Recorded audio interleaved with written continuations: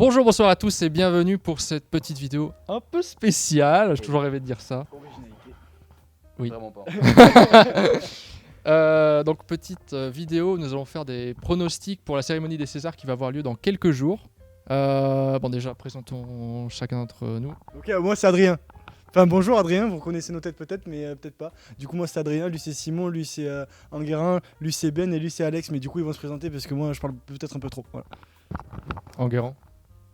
Benjamin, vous avez pu me retrouver notamment dans Offline et One Shot. Moi c'est Alexandre. Qu'est-ce que t'as réalisé? Allez. Bon, on va pas perdre de temps parce qu'on a pas mal de choses à voir, tout à fait. Donc on va commencer tout de suite par le meilleur film étranger.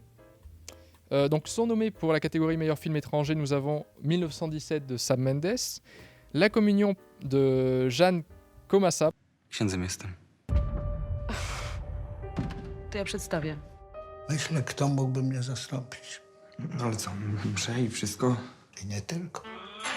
Dark Waters réalisé par Todd Haynes, je ne sais pas comment ça se prononce, Haynes ou Haynes, Drunk par Thomas Winterberg et Eva en août réalisé par Jonas Trueba. Pour 1917, film de guerre. Vous l'avez tous vu déjà? Oui. Ah, je pense que. marrant ça. Je pense que ouais. C'était ensemble en fait je crois. Hein. In your own time, gentlemen. Must be something big if the General's here. You have a brother in the 2nd Battalion. La communion, tout le monde l'a vu ça, la communion? Oui, j'ai beaucoup aimé le moment où elle arrive pour faire la communion. En fait, moi genre il y a 2 ans il y a eu la communion de mon cousin. Et Personne n'a vu la communion ici. Drunk, rapidement, Alex, toi tu es le plus à même à en parler, je pense. Donc le film il tourne autour d'une citation d'un philosophe qui dit qu'il manque à l'homme, je crois que c'est 0,5 g d'alcool dans le sang. Et 4 potes vont s'initier à cette phrase. Et ça va partir un peu en cacahuète. Et voilà. Forcément. Det er arbejdstiden, vi drikker, ikke? Men det er jo ligesom Hemingway. Vi drikker ikke efter 8, og ikke i weekenden. Ouais, bah en fait, ouais, j'ai adoré. C'est pour moi mon film de l'année 2020. C'est celui, la grosse claque de cette année. Carrément quoi. Ex aequo à 1917 quand même. Parce que c'est pas exactement la même chose, tu vois. Dark Waters, peut-être, Adrien, tu veux peut-être en parler un petit peu? Non, toi je pense que t'en parleras mieux. Ok. Bah, Dark Waters, c'est tout simplement un film en fait autour de Hulk évidemment, donc Mark Ruffalo qui tout simplement qui est avocat en fait. Il boit de l'eau, ouais. Et en gros c'est ça. En gros c'est ça, il boit de l'eau. Je sais pas comment ils ont fait pour tenir 1h30. Hein. Mais non mais. Et en fait c'est donc il y a toute une affaire d'eau polluée. Donc il y a un fermier, il se trouve donc il y a ces bêtes qui meurent à cause de cette eau empoisonnée. Et c'est comment il va défendre en fait ce fermier. Donc c'est inspiré d'une histoire vraie et d'une affaire qui est encore toujours en cours. Donc un film très très très très fort. How many did you lose? 190. 190 cows. You tell me nothing's wrong here. Et Eva en août, film, je veux pas dire de bêtises, je crois espagnol. Personne l'a vu, il me semble. Donc film autour de Eva qui est hébergée par quelqu'un en août. Et c'est vraiment, je jure que c'est vraiment l'histoire de ce que j'ai vu. Qué raro, ¿no? ¿El qué? Volver a vernos, digo, qué raro. ¿O no? Sí, bueno. A veces pasa. Simon, on va commencer par toi. Pour toi, le César du meilleur film étranger, il sera attribué à qui? Pour moi, le César du meilleur film étranger, tu vois, en grand, je dirais qu'il sera attribué à soit Drunk, soit 1917. Alors, pour le coup, ouais, j'ai vraiment un doute. Parce que vraiment, je pense que ça va être serré. Je vois bien Drunk percer, mais il y a la performance technique quand même de 1917 qui pourrait faire un bon truc. Donc, à voir.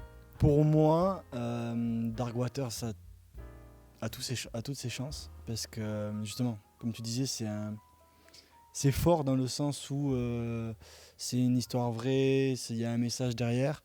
1917 c'est plus historique, Drunk c'est, je vais pas dire que c'est un film comique, tu vois, mais ça n'a rien à voir avec Dark Waters, tu vois, t'as pas le sérieux derrière.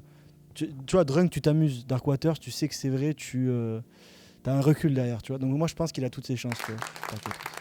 Alors je suis assez d'accord, Adrien. Je pense que j'hésite un peu aussi avec 1917, Ouais, voilà. mais je pense que Dark Waters, notamment de par son sujet, Et aussi, la prestation, c'est un ensemble, c'est évidemment pas que le sujet, mais je pense que c'est effectivement lui qui sera plébiscité lors de cette cérémonie. Ouais, moi j'ai vécu 1917, donc je vais le dire rapidement. Oui, c'était mon film phare de 2020, enfin mon film préféré de 2020. Mais d'un autre côté, j'ai pas vu tous ceux qui sont nommés, donc je peux pas vraiment parler en disant je pense que ce sera lui le favori, quoi. Sans avoir vu les autres, je me dis que techniquement, enfin on en a déjà parlé dans la vidéo Le Temps d'un Taco, je sais pas si vous étiez là à l'époque. L'affiche c'est parfait. Entertainment, toujours. Mais voilà, l'histoire, techniquement, moi il m'avait vraiment surpris parce que comme j'avais dit, film de guerre c'est pas vraiment mon truc. Je me fais souvent chier devant. Mais alors lui, pas une seule seconde. Et c'est pas juste la technique pour faire de la technique, c'était vraiment le plan séquence au service de l'histoire. Grâce à ce plan séquence, on n'est pas sorti du film une seule seconde. Enfin, je sais pas si c'est pareil pour vous, mais... Moi, je suis à peu près du même avis que Simon. Genre, ça va se jouer entre 1917 et Drunk. Mais c'est vraiment pas deux films complètement différents. Drunk, il a ce côté aussi un peu plus film d'auteur, tu vois. Il y a un message de film d'auteur, quoi, assez philosophique, un peu genre poétique, par rapport à 1917 qui est plus dans le dur. Politique aussi. Politique, ouais. Il y a une volonté de montrer des trucs. Du coup, ouais, ça va être très très serré. Et ça se trouve, ça va être juste Communion qui va gagner. Eva et Nantes. Tu veux faire un pari sur un qu'on n'a pas vu, tu peux. Ah, moi je ferais bien un petit pari sur. Est-ce que tu sais déjà de quoi ça parle? Non, pas du tout. Je vais pas faire de pari. Ouais, j'ai même pas vu la bande. Mais genre Eva en août là, ça c'est un bon film de. Ah ouais? Je sais pas, juste avec le titre. Ah. Du coup, on va continuer plutôt avec le César du meilleur scénario original. Donc sont nommés Albert Dupontel pour Adieu les cons, Caroline Vignal pour Antoinette dans les Cévennes, Emmanuel Moiret pour Les choses qu'on dit, les choses qu'on fait, Filippo Meneghetti et Malison Bovorasmi pour le film 2, et Benoît Delépine et Gustave Kerven pour le film Effacer l'historique. Adieu les cons de Albert Dupontel, film comédie dramatique, comédie dramatique, romantique, mélange des genres, autour d'une femme qui recherche son enfant qu'elle a abandonné sous X et qui, avec l'aide d'Albert Dupontel, un mec qui est suicidaire, va essayer de retrouver son enfant. Et donc c'est toute cette quête, formidable film. 5 points. C'est une méprise. Antoinette dans les Cévennes, donc film autour de Antoinette qui va dans les Cévennes effectivement pour retrouver son amant qui donc part pour des petites vacances dans les Cévennes avec sa femme. Et donc elle va faire, il se trouve que cette chère Antoinette va faire une randonnée. Ce qu'elle sait pas, c'est qu'elle va le faire avec un âne qui s'appelle Patrick, et donc ça va entraîner moult péripéties. Comédie très sympathique. Bonjour Patrick. Voilà, s'il prend de la vitesse dans les descentes, hélicoptère, hein, il a peur, il s'arrête. Et pour avancer? Allez Patrick, avance. Là, il faut vraiment que tu t'imposes. Hein. Avance. Ensuite, le film d'Emmanuel Moiret, Les choses qu'on dit, les choses qu'on fait. Donc film, comédie romantique, même comédie pas tant que ça en fait, c'est surtout une romance. En fait, c'est surtout une romance, comédie romantique avec mélange d'histoire, mélange de couple. Je sais pas ce que je veux. Enfin, si, mais non, enfin bon, quand même. Toi, tu pourrais vivre résigné. Le film 2, très intéressant comme film, autour de deux voisines qui en fait entretiennent une relation, sauf que personne ne sait qu'elles entretiennent cette relation, et donc rapidement il va y avoir un événement, un accident assez dramatique qui va se faire et qui va compliquer un petit peu leur relation, et notamment que ce soit entre elles et notamment avec la famille d'une de ces deux personnes. Tu vivrai con me in un'isola fantastica e un mondo vedrai di là. Là, cette fois-ci, on est plus dans un drame, même si j'y reviendrai, mais on est pour moi à deux doigts au niveau du thriller, je trouve. Vraiment. Hein. Non, mais moi, j'étais pas bien, j'avoue. Et Benoît Delépine et Gustave Kervern pour le film Effacer l'historique, donc film que je n'ai pas vu, je sais pas si vous l'avez vu.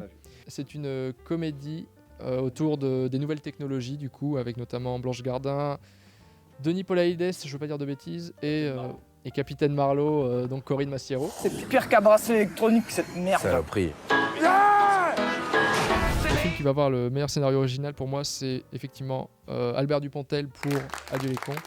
Je trouve que l'histoire est très bien pensée et je pense qu'il le mérite vraiment amplement. Même si, à mon sens, le film 2 et les choses qu'on dit, les choses qu'on fait le méritent également, mais je trouve que c'est Dupontel qui... Je pense en tout cas que c'est Dupontel qui va avoir le prix et ce sera amplement mérité.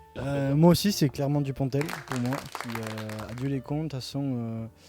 En fait, à la base, j'étais réticent au fait de le voir parce que je suis pas trop film français. Et j'ai vu que vraiment, quand il est sorti, ce film, il était classé partout, premier, meilleur film français, tout ça. Du coup, je l'ai regardé et agréablement surpris parce que c'est une histoire qui est. En fait, c'est une histoire commune, mais qui est bien menée. Dans le sens où on s'attend pas à voir tout ça.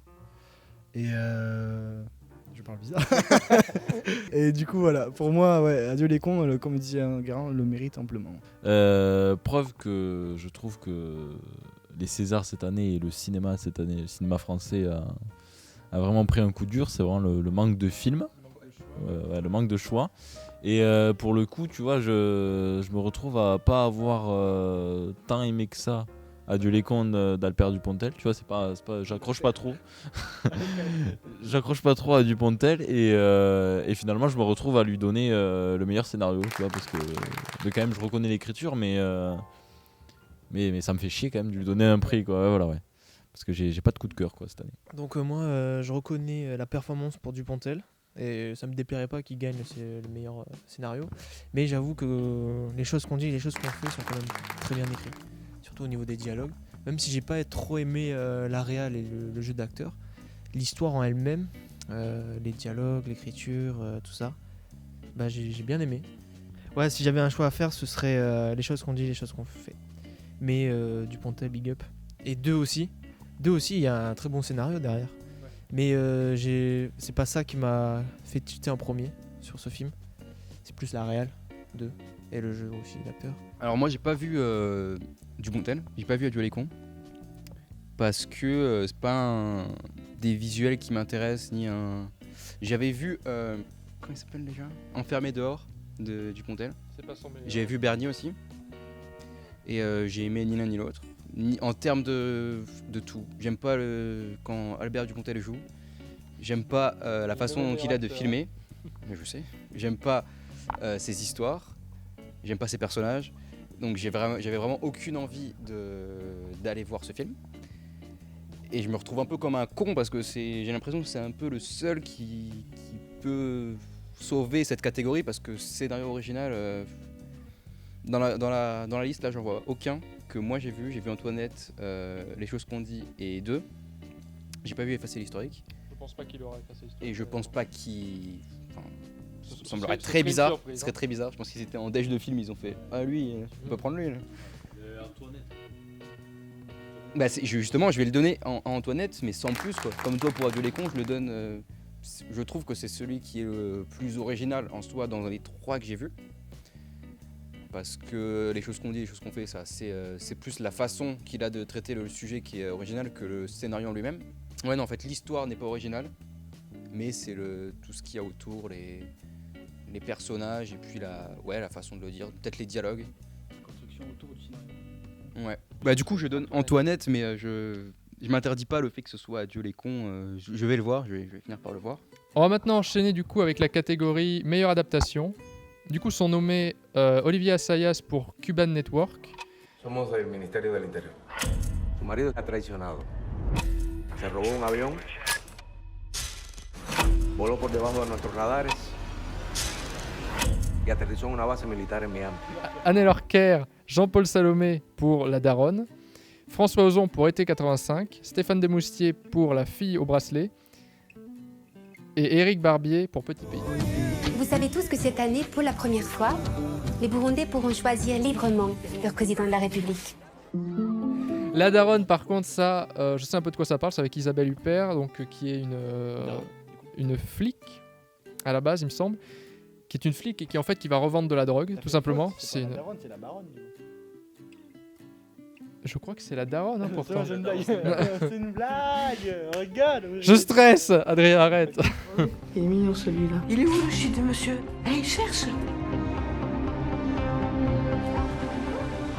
Été 85, tout simplement, ça parle de deux ados, enfin d'un ado plutôt qui tombe amoureux d'un plus âgé qui est au début de sa vie active, disons. Et voilà, c'est leurs péripéties et un drame qui va tout chambouler et qui va donner le ton à ce film. C'est que c'est ma première fois. Tu te détends, tu résistes jamais au mouvement. Tu te laisses aller. Plaisir à voir tous les deux. Ils sont nommés également Stéphane Demoustier pour La fille au bracelet. Donc La fille au bracelet que je n'ai pas vu, que personne n'a vu ici. C'est une femme donc qui est accusée en gros d'avoir tué son mari.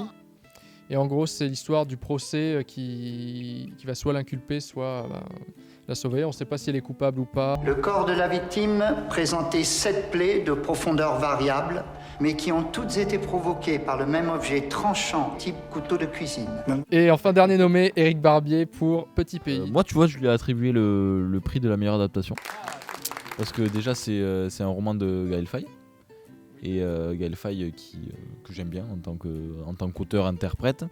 Et je trouve que la réalisation est sympa. Bon voilà, après j'ai pas de coup de cœur cette année sur aucun film. Donc par défaut encore, par dépit. Et donc je l'ai mis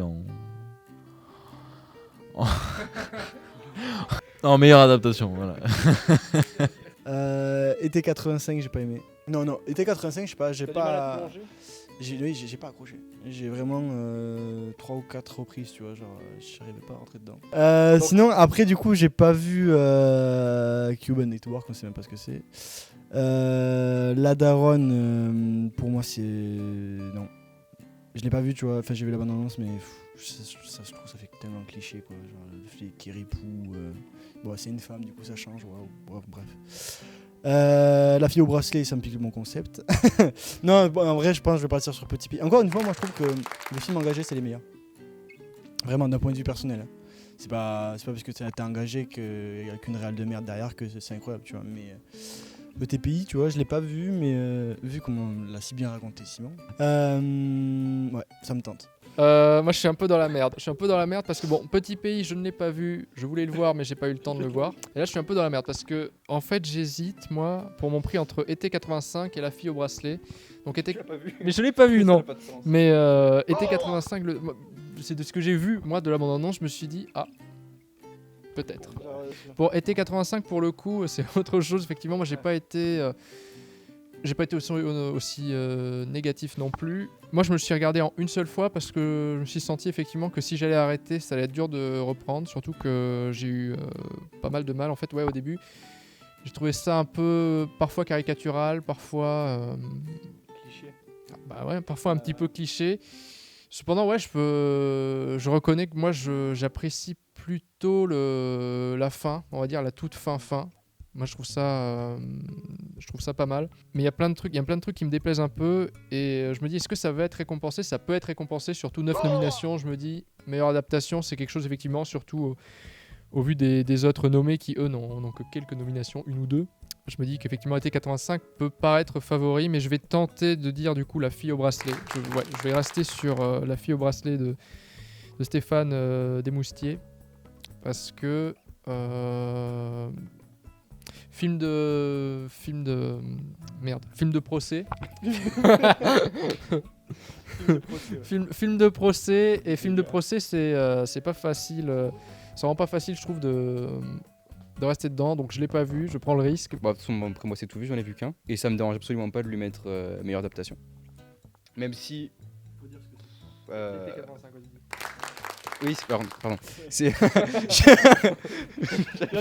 Il faut deviner. C'est pas la catégorie que je trouve peut-être la plus adaptée pour récompenser ce film. Mais bon, encore une fois, d'un autre côté, j'en ai vu aucun, donc je vais commencer à en parler. Bah, du coup, vous avez dit que vous n'êtes pas rentré dans l'histoire. Bah, moi, c'est pareil au début. D'ailleurs, j'en avais parlé à Enguerrand, parce que je l'ai vu en 2 fois le film. Et c'est vrai qu'au début, on se dit, ça a l'air quand même un peu vu et revu. Et en plus de ça, il a une façon de filmer qui fait que t'es pas tout de suite attiré vers cette histoire et tu t'appropries pas, tu t'identifies pas forcément au personnage. Et je me suis dit je vais me faire chier. Et du coup, j'ai arrêté le film. Et je l'ai repris le lendemain. Et ben là, c'est justement là que le film dévoile tout son potentiel parce qu'il te fait croire que ça va être un film été classique comme il en existe des milliers. Et justement, avec il reprend le plan de la boum là, avec le casque sur les oreilles. Et après, juste après, il vient te casser cette espèce de comment dire, ouais, de teen movie, de trucs un peu jeuneaux et naïf. Et l'histoire commence avec ce drame qui arrive et puis le personnage qui se transforme du tout au tout et qui même à la fin devient quelqu'un d'autre. J'ai pas envie de spoiler, mais on comprend que cette histoire l'a fait changer et que le personnage de Félix a assimilé le personnage de Benjamin et se transforme en lui en fait, l'a absorbé et devient sa personnalité. Enfin plutôt ce qu'il a imaginé de lui, parce qu'il le dit très bien, c'est la femme qui le dit d'ailleurs, l'anglaise, qui dit « t'es tombé amoureux de l'image que tu te faisais » Ça c'était bien, du personnage de Benjamin, je sais plus comment il s'appelle, mais pas de lui-même en tant que personne. Et ça, je trouve ça ultra profond et c'est justement ce genre de phrase qui me fait réfléchir. Et ouais, voilà, enfin, je me suis fait surprendre par le film en deuxième partie que je trouve assez brillant. Mais malheureusement, oui, c'est ce petit début qui fait un peu, c'est pas de tâche parce que je pense que c'est un peu voulu de faire la rupture, de se dire, c'est un film, voilà, feel good et tout, et puis après ça commence à partir en couille. Moi, je suis rentré dans l'histoire deuxième partie, donc contrairement à vous, quoi. N'hésite pas à partir du cadre. Donc moi, pour changer, j'ai vu que été 85 aussi. J'ai pas aimé.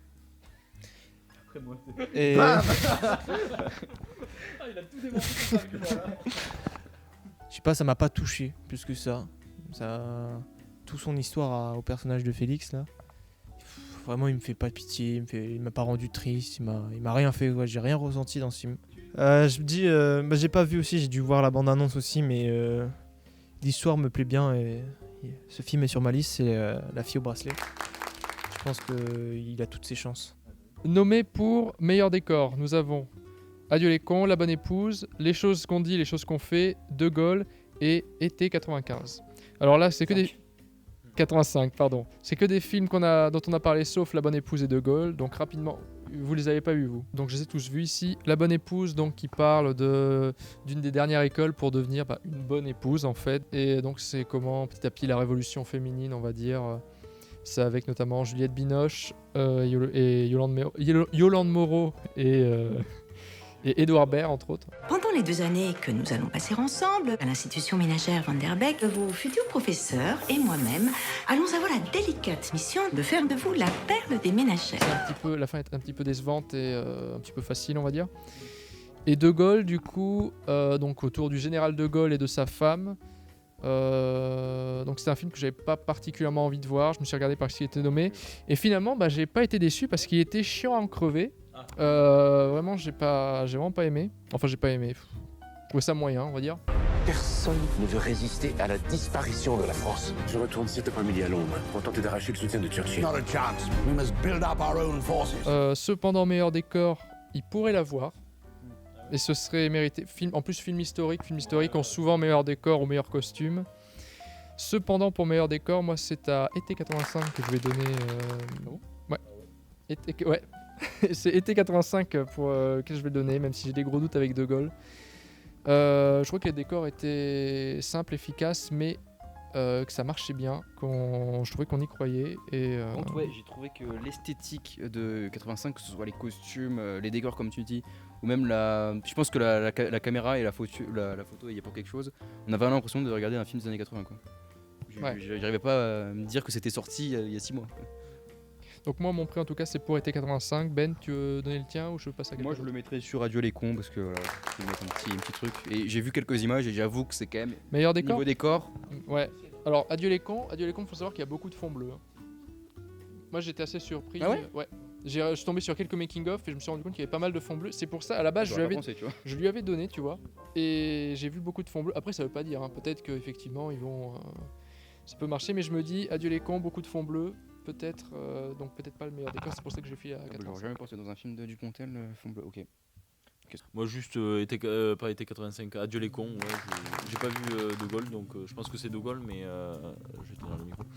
Mais Adieu les cons, why not? Parce que je vais pas dire why not. Pourquoi pas? Parce qu'il y a, il y a quand même. Enfin, je vois qu'il y a du travail. Déjà, rien que le moment où il tire avec le fusil, ça transperce le mur, j'ai bien aimé. Et même, il y a de la 3D, ça fait plaisir dans un film français. Moi, ça serait La Bonne Épouse. Ah oui, c'est possible effectivement. La Bonne Épouse, parce que voilà, encore une fois, c'est un film historique. Hein. Donc, je pense qu'il a tout autant ses chances. Et en plus, justement, s'investir autant dans un décor pour un film, pour une comédie, je trouve ça cool. Tu vois. De Gaulle, ouais, mais parce que justement, comme tu dis, c'est souvent les films historiques qui gagnent quelque chose. Et vu de la bande-annonce, je me suis dit, bon, ça a l'air pas dégueu en termes d'image et en termes de trucs, ça a l'air juste chiant. Et je mets comme toi une petite pastille sur été 85 parce que malgré le fait que j'ai pas trop aimé, il y a quand même on sent la vibe années 80 quoi. On passe directement au meilleur costume avec donc je crois que c'est les mêmes nommés, dis donc. Adieu les cons, La Bonne Épouse, les choses qu'on dit, les choses qu'on fait, De Gaulle et été 85, c'est vraiment les mêmes. Et bien pour ma part cette fois-ci c'est à De Gaulle que je file les meilleurs costumes. C'est assez impressionnant avec les décors, c'est assez impressionnant, mais je pense pas qu'il collectionnera les deux récompenses. Moi, je reste fidèle du coup à mon épouse. Voilà, donc ça sera la Bonne Épouse aussi. Qui dit décor dit costume. Donc pour moi c'est un mélange. Les deux font la paire quoi. Tu vas pas à Versailles en survêt pour faire un film historique, c'est ce que je veux dire. Voilà. Alors après, c'est un décalage. Oui, mais quand tu vois les gens de temps, c'est cool. Ouais. Moi je dirais ouais pareil De Gaulle ou La Bonne Épouse, même si je les ai pas vus, je me dis typiquement film historique, joli décor, joli costume. Je vais donner De Gaulle pour les mêmes raisons, parce que film historique sur De Gaulle. J'ai vu la bande-annonce en plus, donc je peux parler des. Je pense que sur les costumes et surtout les costumes, je pense qu'on peut regarder la bande-annonce et se faire un avis dessus. Mal, ouais. Donc je lui donne sans modération. Bah, je pastille été 85. Je mets comme les décos. On enchaîne ensuite avec le meilleur montage. Ah, ça c'est intéressant. Donc sont nommés Christophe Pinel pour Adieu les cons, Tina Baz pour Adolescente, Annette Duterte pour Antoinette dans les Cévennes, Martial Salomon pour Les choses qu'on dit, les choses qu'on fait, et Laure Gardette pour Été 85. Alors Adolescente, on suit... c'est un documentaire, oui, où l'on suit de filles, donc adolescentes. Donc on commence, elles sont en 3e, ou un peu, non, elles sont un peu avant, elles sont en 4e. 4e, donc elles ont 13 ans, et on suit leur vie. On suit leur vie jusqu'à ce qu'elles passent le bac et qu'elles commencent en fait réellement leur vie, du coup, dans les études supérieures. Ouais. Voilà, et donc c'est marqué d'événements marquants qui ont été en France et tout, c'est vraiment... Notamment les attaques terroristes. Les attaques terroristes, il y en a une des filles qui a... Sa maison est en feu, tout ça, des trucs de ouf. C'est une putain d'histoire, vraiment incroyable. Je crois qu'à partir de maintenant, je vais commencer une liste de ce que je veux réaliser. Mais moi, c'est des rêves fous, moi, que j'ai. Il y a des moments tellement intimes que tu te demandes comment la fille a accepté ça, tu vois. Du coup, pour moi, adolescente, direct, parce que en termes de montage, je trouve c'est tellement bien rythmé, genre c'est calme quand il faut, ça coupe, ça réaccélère quand il faut. Pour un documentaire, je crois que c'était toi qui me disais ça. Au début, on aurait dit de la fiction, tellement c'était bien fait. Ouais, on dirait, c'est en plus chaque plan, vraiment, par rapport à ça, chaque plan sont beaux, alors que c'est de la vie de tous les jours, quoi. Tu vois, il a pas travaillé de lumière ou quoi, juste il sait. Mais, décorer son cadre, on dit ça. Composer son cadre. Ah, excuse. On dit composer. Bref, adolescente pour moi. Je vais suivre Adrien, je vais dire aussi adolescente. Tout simplement parce que comme tu as réagi Ben, il a passé je sais pas combien d'années avec elle et on sent pas du tout la longueur. Et non, il est très bien rythmé et puis voilà. Je vais vous rejoindre sur ça, moi aussi. Je pense qu'Adolescente mérite amplement et aura ce César du meilleur montage. Le montage est extrêmement fort, j'ai adoré le film vraiment, enfin ce documentaire. Et du coup ça me fait chier de pas l'avoir vu. Parce qu'en plus, qui dit documentaire dit... surtout ce type de documentaire qui est sur la vie réelle et il va filmer tout, et puis il se dira je garderai ce qui m'intéresse au montage. Justement, c'est ce territoire-là qui est propice à faire le film. Tu vois, le montage il fait quasiment tout le film, et même sans l'avoir vu, j'ai envie de lui donner parce que c'est vrai que j'ai vu quelques plans puis je me dis, je vois pas qui, je saurais pas départager les autres en fait. Donc je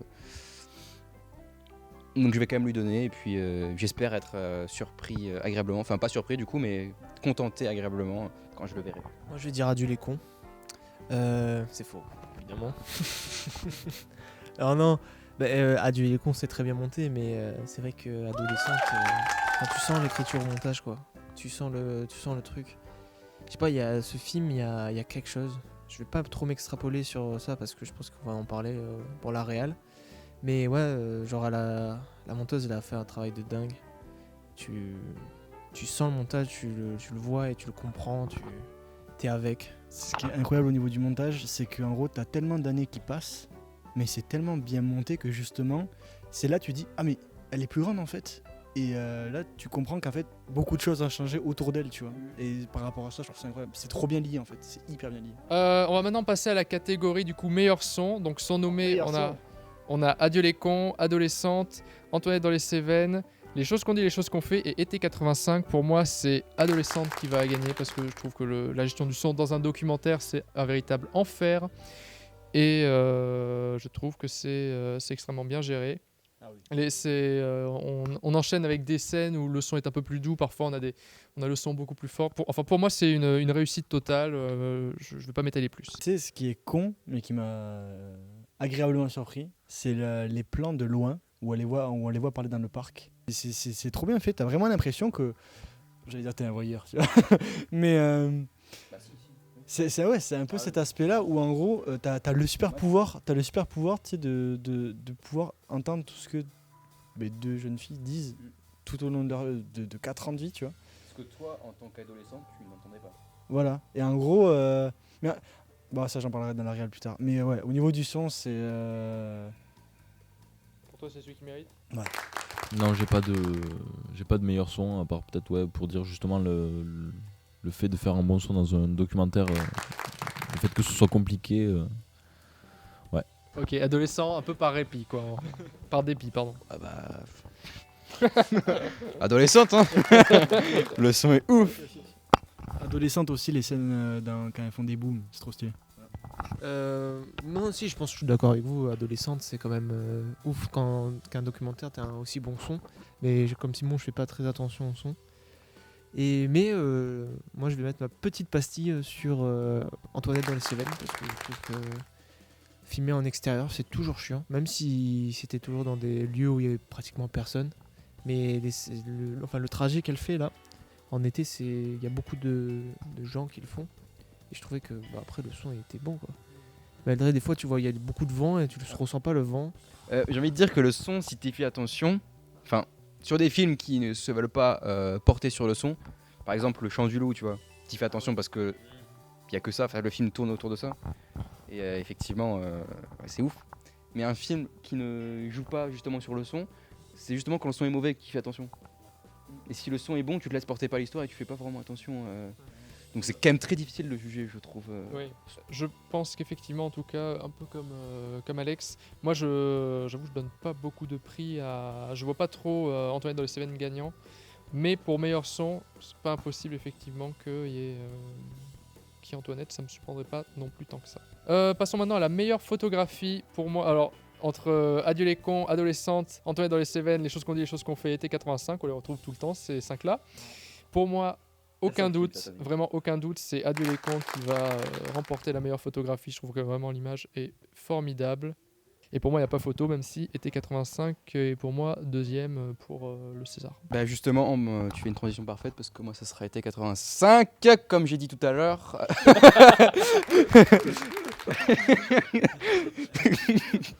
Donc ça sera été 85 parce que comme j'ai dit tout à l'heure, j'ai vraiment cette esthétique années 80 avec les lumières et l'étalonnage derrière qui fait que on a l'impression de voir, le film que nos parents voyaient au cinéma. Et je le donne 100%, surtout que je pourrais juger la photographie de Adieu les cons, mais je suis pas fan non plus, hein, comme je l'ai dit, je suis fan de rien du tout, donc moi c'est difficile. Moi je rejoins Enguerrand, je vois grand gagnant à Adieu les cons. J'adore la photographie de ce film, les couleurs, l'image, c'est fou. Et je rejoins aussi Benjamin sur AT85, la colo aussi est dingue, et comme il dit, on voit le filtre, tu vois. C'est ce petit filtre qui fait... T'as l'impression que c'est filmé en pellicule. Mais pour le coup, ça rejoint l'avis du petit Ben audité Alex là. Été 85, parce que c'est exactement ce que vous avez dit. Il y a un effort dessus. Il y a vraiment un effort sur la photographie. J'adore cette période des années 80, même si j'y ai pas vécu. Et je trouve que justement, un film où tu es vraiment plongé dans l'atmosphère des années 80, c'est un film que tu ne peux pas ne pas aimer. L'atmosphère, je te parle, pas forcément l'histoire.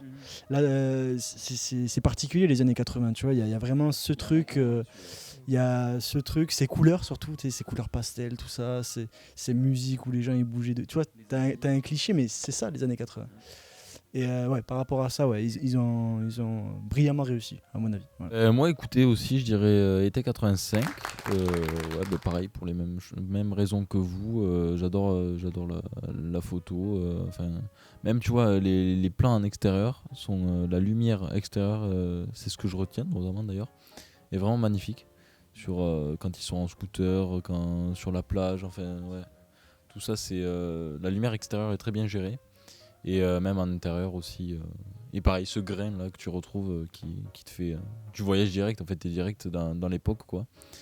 Et voilà. Mais après aussi, je reconnais la performance d'Adieu les cons aussi, que je trouve vraiment une belle photographie, même si je suis pas fan de cette couleur jaune, un peu là, jaunâtre, qui me dégoûte. Ouais, qui me dégoûte un peu là. Très bien. Simon, je pense que je vais te rendre le micro direct parce que meilleur court-métrage, est-ce que tu nous en parlais un petit peu rapidement ? Je vais juste dire un parce que en soi, je les ai pas. J'en ai vu qu'un, vraiment. J'ai vu qu'Atomique, l'aventure atomique, et que j'ai trouvé très sympa, même au niveau de la réal, de l'image, sympa. Et après, j'ai pas trop d'analyse à faire. Et pour le reste, je dois dire que je les ai survolés. Et Baltring a une très belle photographie. Voilà, j'ai trouvé que vraiment la lumière je crois que c'est celui qui a la meilleure lumière de ce que j'ai vu, tu vois. Alors rapidement, moi je parlais aussi de court-métrage d'animation. Donc je les ai tous vus. Pour moi, il n'y a pas photo. Il y en a un qui s'est vraiment démarqué des autres. C'est l'Odyssée de Choum. C'est très sympa. Enfin, c'est un petit truc vraiment familial où en gros, c'est l'histoire d'un poussin qui vient d'éclore. Et j'ai vu ça, mais il est trop mignon. C'est trop mignon, c'est vraiment trop mignon. C'est mignon. Voilà. Et pourtant, pour moi, c'est pas celui-là qui va avoir l'Oscar. Qui va avoir le César, pardon. Moi, il a mon César de cœur. Mais je pense que le véritable César, il va aller à Bach Hong, ou Bach Hong, je sais pas comment on dit, par Elsa Duhamel, qui est, c'est un petit peu comme Valse avec Bachir, où c'est en fait un petit peu une sorte c'est des recueils d'interviews. Enfin, c'est une personne qui parle, et en gros, ça a été mis en, ça a été imagé par de l'animation. Non, pas rotoscopie, non. Mais en gros, c'est une vraie personne qui parle de son expérience dans. Je veux pas dire de bêtises parce que je l'ai plus trop en tête, mais je crois que c'est dans un pays en guerre. Et en gros, ça a été animé, et je pense qu'effectivement, c'est lui qui va avoir le César de l'animation parce qu'il est, on va dire, plus ambitieux au niveau du scénario, au niveau du plus profond, quoi, que l'Odyssée de Choum, qui pourtant est très mignon et qui mérite. Et je serais très content si c'est l'Odyssée de Choum qui l'a. T'as vu la tête dans les orties ? Oui, la tête dans les orties, j'ai rien compris au scénario. Vraiment, que dalle. La tête dans les orties. La tête dans les orties, vraiment, je n'ai rien compris. Du coup, il va pas expliquer. Donc je vais rien expliquer parce que vraiment, je n'ai rien compris. J'ai rien compris. Long métrage d'animation, très rapidement, 3 nommés. Calamity Jane, une enfance de Martha Jane Canary, par Rémi Chaillet. Tu l'as vu ? Martha Jane, c'est quand qu'on arrive ? Bientôt. Quand on arrivera en Oregon, les chariots s'arrêteront. Et on se construira chacun une vraie maison. Calamity Jane. Et t'en as pensé quoi ? Petit vampire aussi. Tu l'as vu aussi, Petit Vampire ? Et donc... Faut pas que tes parents apprennent que j'existe. C'est mes grands-parents. J'ai perdu mes parents. Ah bon ? Tu les as mis où ? Ah, t'es rigolo. Perdu mes parents, c'est une expression, ça veut dire qu'ils sont morts. Petit Vampire de Johann Sfar, Donc j'avoue que ça m'a assez surpris de le voir aussi. Et Joseph, réalisé par Aurel, je pense que c'est Joseph qui est un peu favori, qui a déjà eu plein de prix dans plein de festivals. Et je pense que c'est... Même si j'aime beaucoup le visuel de Calamity Jane, j'avoue. Ouais, c'est vrai que c'est beau, mais... pour moi, non. Ouais. De ce que j'ai vu, effectivement, de la bande-annonce, parce que moi, je n'en ai vu aucun, j'avoue. Mais je pense que... Voilà, pour moi, c'est Joseph qui va y avoir, surtout qu'en plus, c'est une histoire, encore une fois, profonde, comme pour le court-métrage Bachang. 1939, ça te dit quelque chose? 500 000 réfugiés cherchent un abri en France. En gros, moi j'ai vu Petit Vampire, tu vois, genre par hommage à mes heures passées au CDI à lire la BD, tu vois. Ouais. Et je me rappelle encore quand c'était diffusé sur France 3, je crois, le matin. Et j'ai regardé par, tu vois, nostalgie en fait. Et alors je sais pas si c'est parce que j'ai grandi, mais je sais que j'ai pas été tant transcendé que ça. Alors je sais pas si c'est le fait que ce soit le film ou le fait que ce soit peut-être pas des épisodes comme si c'était une série animée, tu vois. Mais j'ai déçu. Ouais, ça t'a pas totalement déçu. Tu retrouves tous les persos, tout ça, mais c'était pas la même magie. Okay. Et je sais pas, voilà, si c'était moi qui ai grandi ou si c'est un film peut-être qui est sorti trop tard, je sais pas, tu vois. Voilà. Du coup, plutôt Joseph pour toi? Joseph, je l'ai pas vu, mais je te fais confiance là-dessus. Donc je sais que les deux que j'ai vus, ça sera très peu de chance que ce soit ça, quoi. Meilleur documentaire, ça va aller rapidement. Adolescente par Sébastien Lifshitz. La cravate par Étienne Chailloux. Cyril, agriculteur, 30 ans, 20 vaches du lait, du beurre des dettes par Rodolphe Marconi. Histoire d'un regard par Mariana Otero. Et Un pays qui se tient sage par David Dufresne. J'ai tout vu sauf Un pays qui se tient sage. Et donc à mon avis, pour moi, il va y avoir peu de suspense. C'est Adolescente qui va remporter le César du meilleur documentaire. S'il remporte celui du meilleur film. Ouais. Surtout s'il remporte celui du meilleur film, on verra. Cependant, j'ai vu les autres et pour moi, vraiment, La cravate, c'est très bien. J'ai l'impression de lire un livre, mais tu sais déjà tout ce qui se passe dedans. Il était membre d'un parti constitué à l'extrême droite de l'éventail des idéologies. Il avait quelques responsabilités, mais rien de très glorieux, et il avait accepté qu'une caméra s'installe auprès de lui le temps d'une campagne présidentielle. Cyril, agriculteur, 30 ans, 20 vaches du lait, du beurre des dettes, c'est vraiment extrêmement touchant. Je travaille tous les jours, quoi. Même le dimanche, jour férié, c'est du 1er janvier au 31 décembre, quoi. T'as vu et Histoire d'un regard, c'est celui que je trouve un petit peu en dessous des autres. 6 années de reportage, 100 000 photos, 2590 planches contact. C'était elle qui allait pouvoir nous restituer quelque chose de son regard. Mais donc pour moi, ce sera Adolescente, même si je serais très content que ce soit Cyril, agriculteur, 30 ans, 20 vaches, et etc. Moi, tu vois, j'ai adoré Adolescente, mais celui que j'ai vraiment aimé par-dessus tout, c'est La cravate. Que tu m'avais beaucoup conseillé et que j'ai encore plus adoré à regarder. Cette voix off, ce personnage, ce récit qui t'amène vers les choses et qui te, finalement, même si on a une voix off qui conduit le récit, tu penses quand même par toi-même et rien n'est forcé puisque on te montre les choses et voilà, ça fait peur, mais parce que ça parle quand même de l'extrême droite et mais le personnage finalement est attachant et cette phrase de fin là, du coup dans l'histoire je suis un connard, c'est excellent. Adolescente, documentaire, là je peux en parler. Documentaire, il mérite sa place de documentaire par rapport à nous, notre génération, parce que les filles dans ce documentaire elles ont à peu près notre âge, à un an près, ça doit être ça. Et documentaire dans le sens où oui, je m'y suis reconnu et je pense que tout le monde ici s'est reconnu dans ce documentaire. C'est vraiment c'est adolescente, mais je dirais même que c'est adolescence en fait, ce film. De l'école jusqu'à la relation aux parents, en liant les problèmes personnels, les problèmes perso. C'est pas parce qu'on est adolescent que justement en fait les parents sont là, mais en fait ça nous met du bon côté, du côté du coup de l'adolescent qui doit affronter ses problèmes malgré tout. Et je trouve que pour ça il mérite largement le documentaire, quoi. Tu dis ça met des côtés, du côté de l'adolescent. Moi je trouve qu'au contraire ça met justement des deux côtés en fait. Parce que mais même en termes général t'as le fait de l'adolescent incompris et du parent qui essaye de comprendre et qui n'a pas les solutions parce qu'il peut pas deviner, quoi. Bah du coup moi j'ai bien envie de voir un pays qui se tient à ça. J'ai vu des extraits, j'ai vu des personnes qui en parlent et ça a l'air vraiment assez assez actuel en fait. On est dans un jeu de juste mesure entre la violence et la légitimité de l'usage de cette violence. Et assez assez engagé, puis ça m'a l'air d'être très bien fait. Donc j'aimerais bien le voir et peut-être le voir récompensé, je sais pas, mais j'en ai vu aucun de toute façon. Et adolescente aussi, j'ai envie de le voir. Non, pareil, adolescente. J'ai tellement kiffé Adolescente. J'ai juste vu celui-là, pardon, comme documentaire, mais j'ai tellement aimé que j'aurais du mal à me dire que les autres gagnent. Même à les voir. Je sais pas, comme dit Adrien, Adolescente, c'est intime en fait, tu vois. C'est tellement intime que des fois tu te demandes si c'est pas une fiction, quoi. Ils disent des choses tellement profondes et fortes que c'est fou. Et puis il y a ces longs plans séquences où ils restent fixes, t'as l'impression que t'es avec eux, tu regardes leur vie en fait. Et ça, je trouve ça fou. Et c'est pas malsain. C'est ça qui est bien, c'est pas comme une télé-réalité ou autre chose. C'est pas malsain et il m'a laissé sur le cul.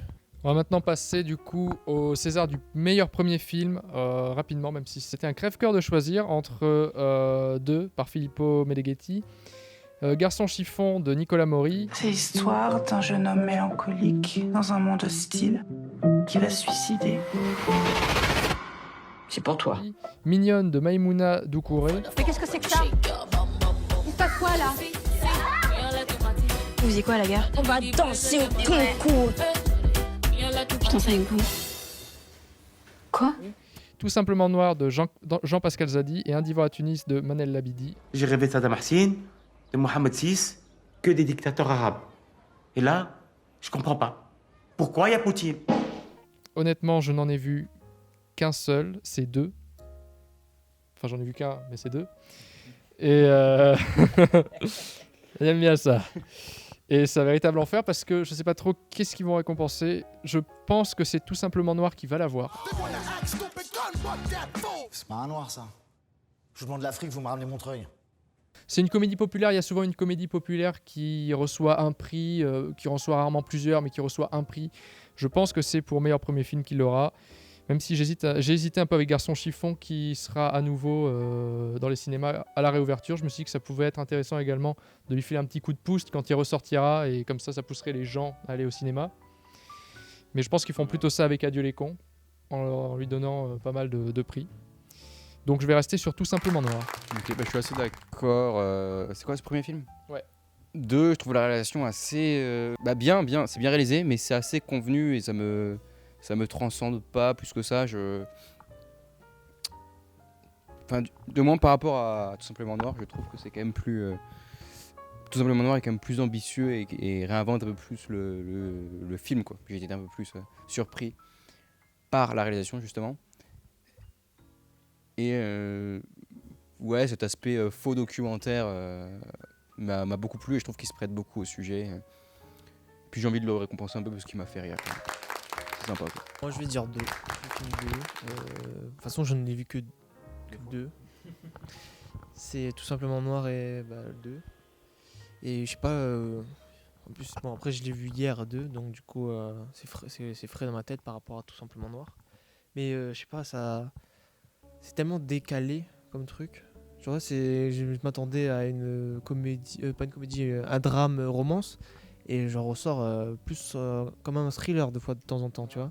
Il y a de longs plans sur des trucs, le son surtout, tu vois. Limite, je suis choqué qu'il n'ait pas été pris pour le son, celui-là. Parce que t'as une espèce... Enfin, le son, il te hante tout le temps. Et t'as toujours un bruit parasite qui te...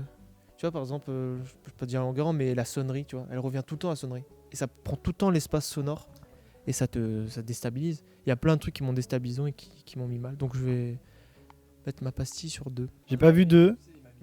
Tout simplement Noir. Film engagé, j'aime. Moi je dirais ouais, tout simplement Noir parce que ouais, il est excellent, Jean-Pascal Zadi et tout qui se prête à fond au jeu. Enfin, c'est son idée donc voilà, très engagé, très bien et très second degré. Meilleur espoir masculin pour entre Guang Huo dans La Nuit Venue, Félix Lefebvre dans Été 85, Benjamin Voisin dans Été 85, Alexandre Wetter dans Miss et Jean-Pascal Zadi dans Tout simplement Noir. Pour moi, ça va se jouer clairement entre Alexandre Wetter qui joue dans Miss et Benjamin Voisin de Été 85, mais remonte. Mais pour moi, c'est Benjamin Voisin qui va l'avoir. Je trouve que son interprétation est très réussie. C'est à moi de donner mon avis. Non, ça vous regarde pas. Moi, je serais sur Jean-Pascal Zadi. Donc, tout simplement.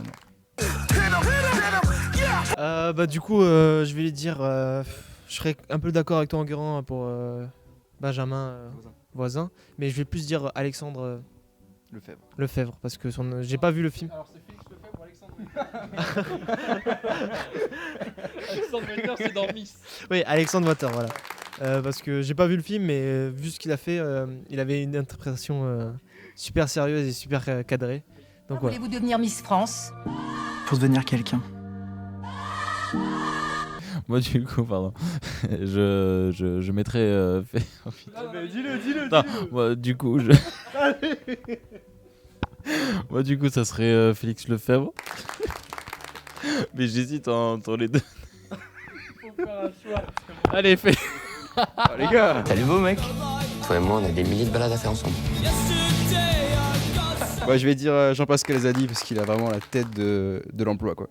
Vraiment la tête de la ici, il le fait très très bien. Je pense pas qu'il soit à ce point débile dans la vraie vie, et c'est pour ça que je lui donne. Très bien, on passe rapidement au meilleur espoir féminin avec Melissa Guers dans La Fille au bracelet, India Air dans Poisson Sexe, Julia Piaton dans Les choses qu'on dit, les choses qu'on fait, Camille Rutherford dans Felicita, Fatia Youssof dans Mignonne. Et ce sont quasiment que des films que j'ai pas vus. Dans meilleur espoir féminin, pour moi, ce sera Melissa Guers. Et de ce que j'ai vu de son interprétation dans la bande-annonce, je suis pas super sérieux, mais bon, voilà quoi. Pour moi, elle le mérite amplement. Est-ce que vous diriez que vous êtes ce qu'on appelle une fille facile? Dans ce cas, pourquoi on demande pas à Nathan si c'est un garçon facile aussi? On l'a fait parce qu'on avait envie tous les deux, c'est tout. India Air d'un Poisson Sexe. Je crois qu'il m'a reconnu. Les sens sont pas assez développés. Je trouve qu'elle sort des sentiers battus. Voilà, et ça m'a surpris. Et voilà, donc pour moi c'est réfléchi avant même d'avoir lu. Genre tu me dis India Air, c'est India. Ouais. Moi j'ai pas. Moi je vais récompenser Camille Rutherford pour Felicita. Je suis morte de rire. Oh là là, merde! Mais putain, avant tu gobais tout! C'est qu'on sent que c'est quand même hyper spécial comme humour. Ça va, et je rigole. Parce que c'est le seul César où ils sont nommés. Et c'est un scandale, vous m'entendez? Putain, voilà, ça a pas dû s'attirer, mais ouais. Felicita est ma grosse surprise de cette année. Et mon coup de cœur français. Et enfin, je vais en parler, hein, je parle pas de l'interprétation parce que l'interprétation est très bonne, mais je vais en parler parce que moi c'est mon meilleur film de toute façon. Donc je trouve que Bruno Ormel a une façon de réaliser qui, on sent que tout est voulu, tout est maîtrisé et tout coule de source quoi. C'est fait brillamment.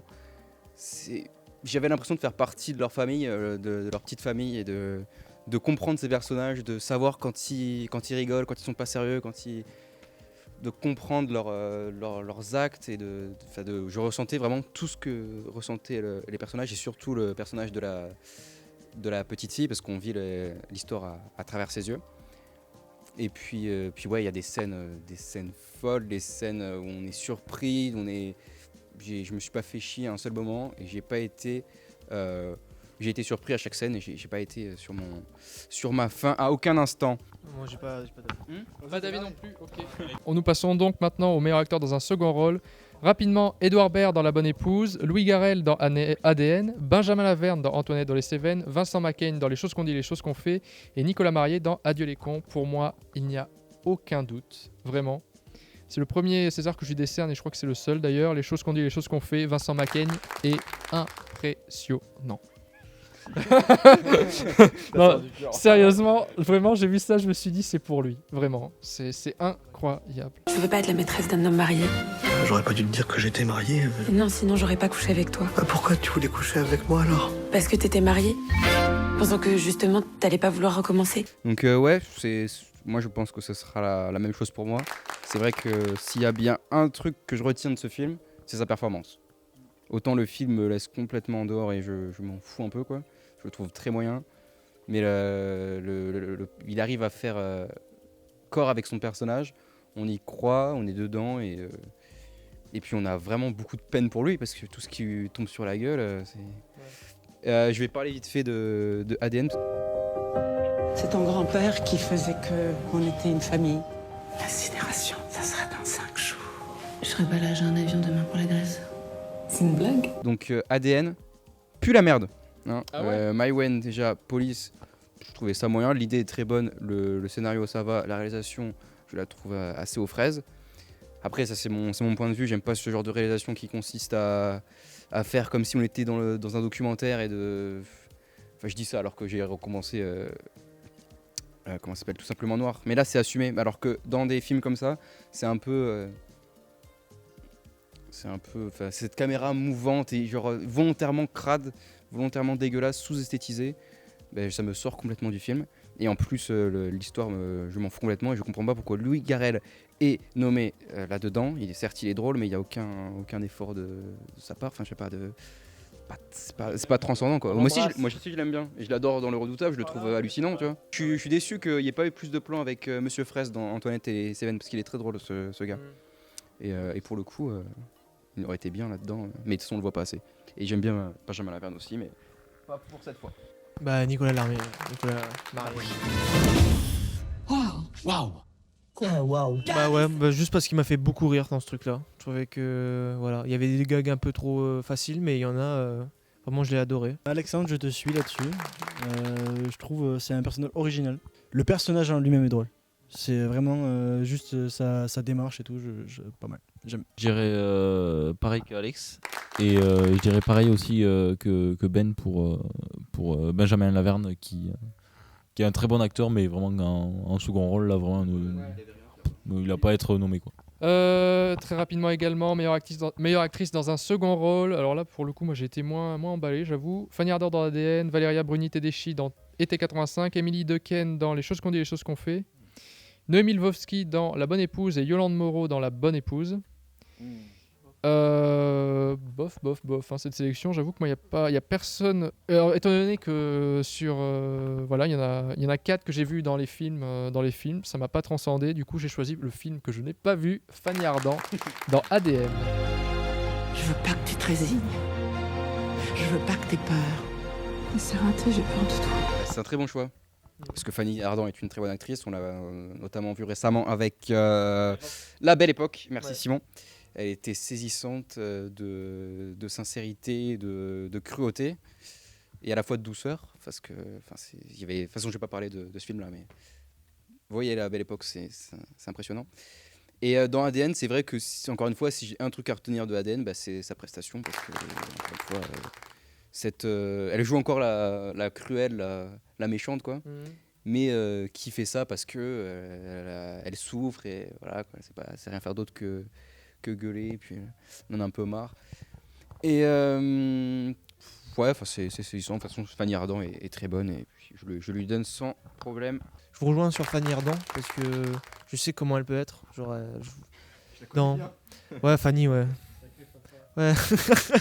Et je sais qu'elle peut être elle est une très bonne actrice. Moi, pour être original et parce que je suis fidèle à mon épouse, encore une fois, ce sera Noémie Lvovsky. Mais j'ai pas d'autre argument. Je l'aime bien. Je vais être libre.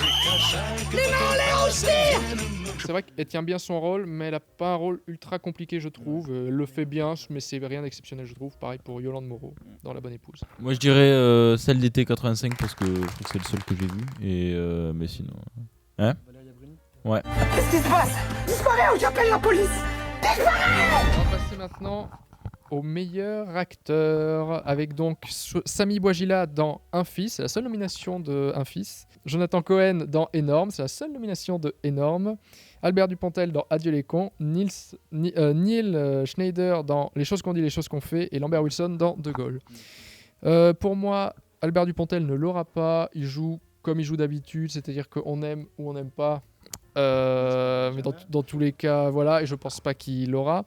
Jonathan Cohen, j'aime beaucoup Jonathan Cohen, mais je ne pense pas non plus qu'il l'aura. Neil Schneider, je trouve qu'il ne joue pas super bien dans Les choses qu'on dit, les choses qu'on fait. Je n'ai pas été waouh.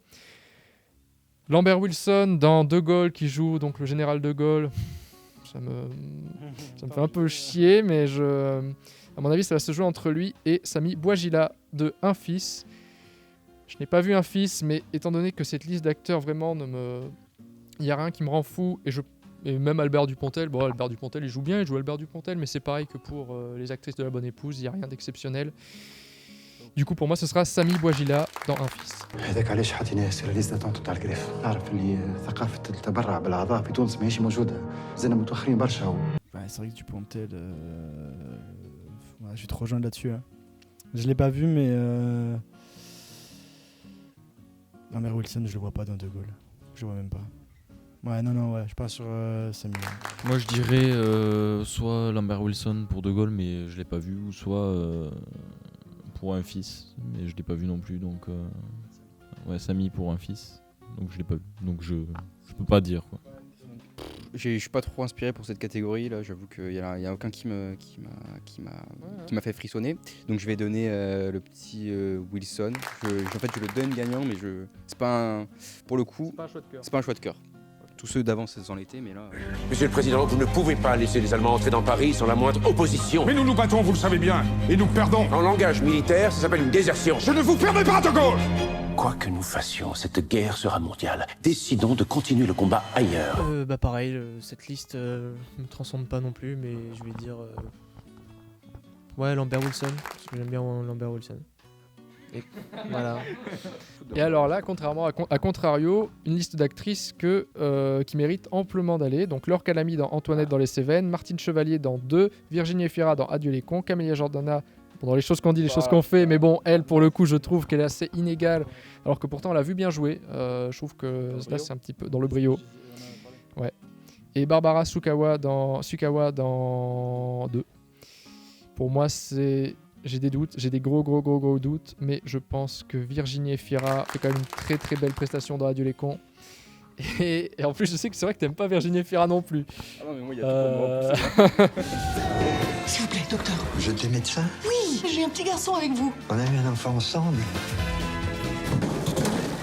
Bon, pour moi, c'est Virginie Efira dans Adieu les cons, mais je ne serais pas non plus surpris que ce soit une des deux actrices qui joue dans 2 et joue très très bien toutes les deux. Justement, moi je mettrais, je connais pas les noms, du coup je mettrais celle qui joue celle qui subit l'accident.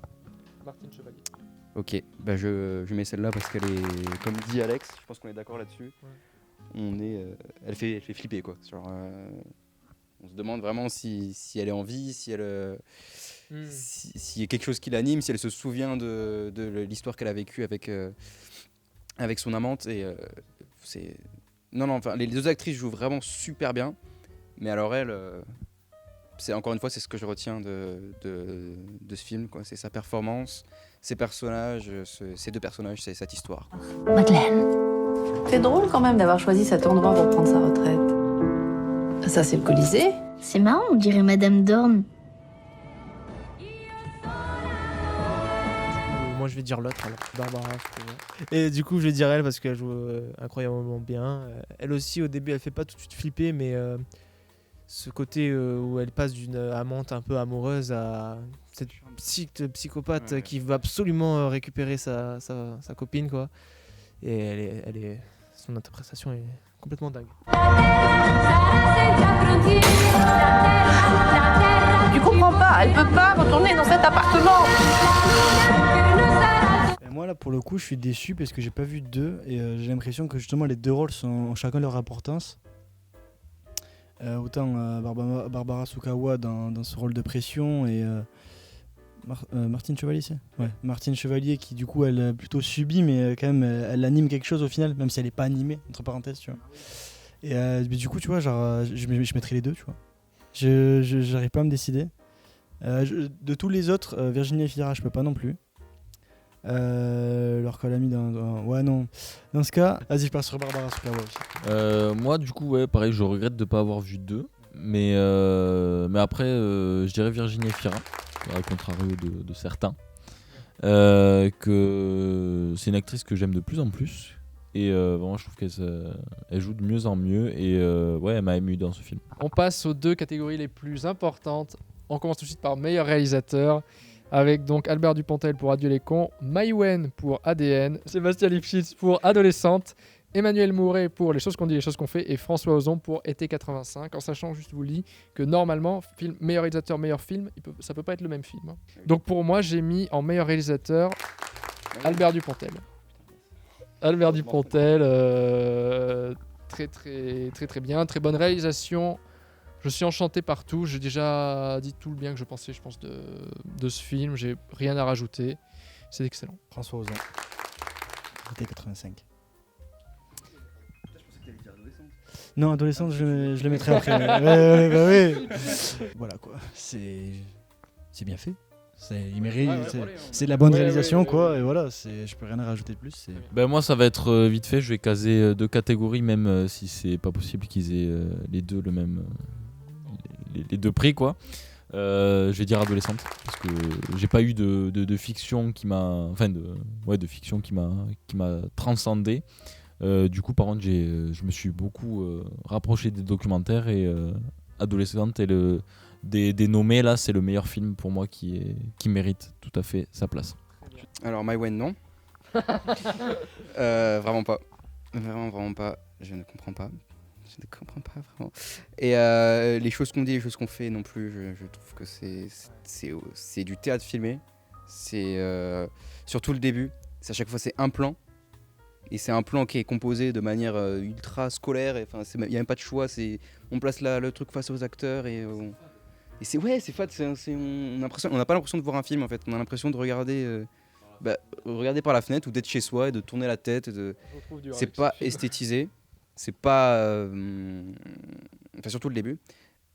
Et.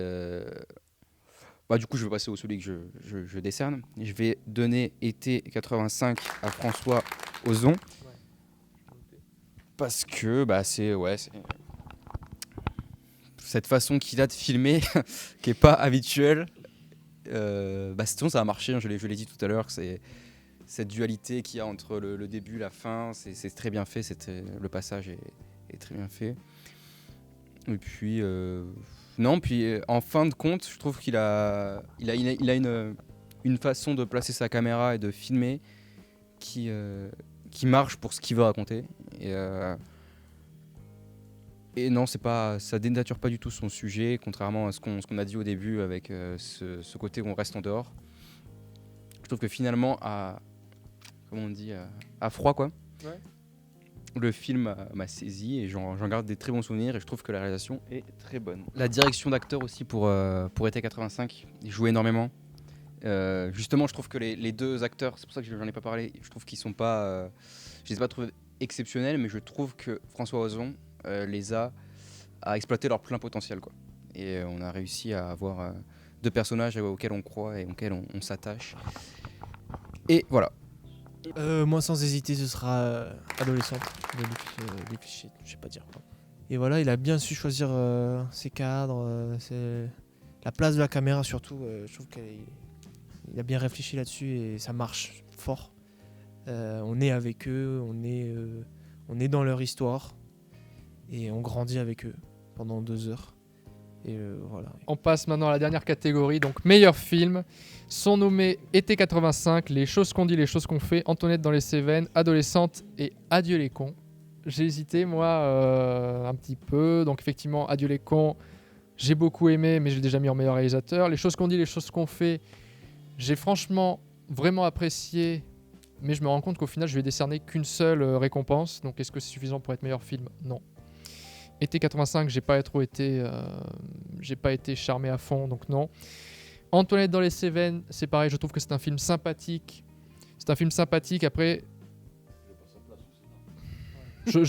Honnêtement, les mots de Simon sont durs, mais c'est assez vrai. Je pense qu'honnêtement, ça aurait été une année entre guillemets normale, c'est-à-dire sans Covid, tout ça. Voilà. Je pense pas qu'on aurait eu Antoinette dans les Cévennes. Ultra sympathique, Mm. mais tu te dis pas, ça va d'abord le C'est César. ça.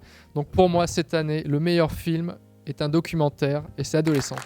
Pour moi, Adolescente, c'est une véritable réussite et ça me touche. Alors peut-être que je manque un peu d'objectivité, on va dire, parce que forcément, c'est nous tous, hein, c'est une période qui date d'il n'y a pas très longtemps. On a évidemment tous en tête ça. On n'est pas censé être objectif, et de toute façon, on ne l'est pas. Et Adolescente, franchement, c'est très réussi. C'est vraiment... c'est génial, quoi, Adolescente. Felicita, il est pas nommé, mais je vous emmerde tous. Enfin, en vrai, je sais pas. J'aurais dit Adolescente aussi, mais on peut pas mettre les deux. Du coup, je vais dire Adieu les cons. Parce que c'est le moins pire du reste. Non, mais les choses qu'on dit, les choses qu'on fait, j'aime pas. Enfin, j'ai pas trop aimé. T85, j'ai pas du tout aimé. Et Antoinette dans les Cévennes, c'est sympa, mais comme ils disent, c'est pas la place au César. Et après, Adieu les cons, c'est un bon film. C'est un très bon film. Donc voilà, Adieu les cons. Du coup, vous aurez deviné, moi, c'est Adolescente. C'est 1000 fois Adolescente. J'ai adoré ce film. J'ai vraiment, comme j'ai déjà vu, comme j'ai déjà dit plutôt, je me suis vraiment revu à travers ces adolescentes du coup. Et il y a plein d'éléments dont il parle, les musiques qui passent, qui rappellent tellement de souvenirs quand elles font des booms ou des soirées, ou c'est ce petit moment de malaise quand elle embrasse le mec là, à la soirée parce qu'il s'amuse à faire des bisous. J'ai vécu ça moi. Et à la fois j'étais malaisé parce que tu vois c'est une scène un peu, encore une fois c'est une scène ultra intime, tu vois, c'est ultra intime ce genre de truc. Non, tu vois ça qu'entre potes, y a pas un mec, un daron pour se filmer, tu vois. Et mais en même temps je me suis dit putain mais ouais, j'ai vécu tout ça de A à Z. Bon, du coup, moi, je voulais dire Adolescente aussi, puisque ouais, mais j'avais envie de rajouter des choses que j'aurais dû dire dans la réalisation, parce que vraiment, en fait, il arrive à nous foutre la caméra au milieu de moments hyper intimes, de discussions hyper intimes, à la longue focale. Enfin, je veux dire, c'est comme, je sais plus qui disait, c'est un travail de voyeur, quoi, c'est du voyeurisme. Et il arrive à choper des moments, quoi, mais moi je me dis, lâcher des trucs comme ça à leur âge, j'aurais jamais osé, même devant quelqu'un qui filmait pas, tu vois, juste entre potes, mais et je sais pas comment il a fait, quoi, pour réussir à accéder à une telle intimité. Putain, je suis bluffé par la performance. Les plans séquences, j'ai adoré. Surtout les scènes avec Anaïs et sa mère où ils font que s'engueuler. Où même avec le daron quand elle commence à pleurer et tout. Ça j'ai trouvé fort, très très fort. Là, ouais, surtout qu'elle veut faire du cinéma. Sur cette scène de l'orientation, je me suis beaucoup identifié à cette fille, je sais même plus comment elle s'appelle. Salut. Je me suis beaucoup identifié à elle parce que voilà, le fait du choix des études, c'est pas parce qu'on parle pas, d'ailleurs à cet âge-là, on parle très peu de ce qu'on aime et des choix qu'on décide de faire à nos parents, et ils sont souvent dans l'incompréhension, ce que je comprends totalement, et voilà, du coup je me suis vraiment senti à sa place. Très bien, merci beaucoup, merci à tous. Nous, on s'arrête là et on se revoit dans quelques jours pour voir qui avait raison et qui avait tort. Ciao. Ciao.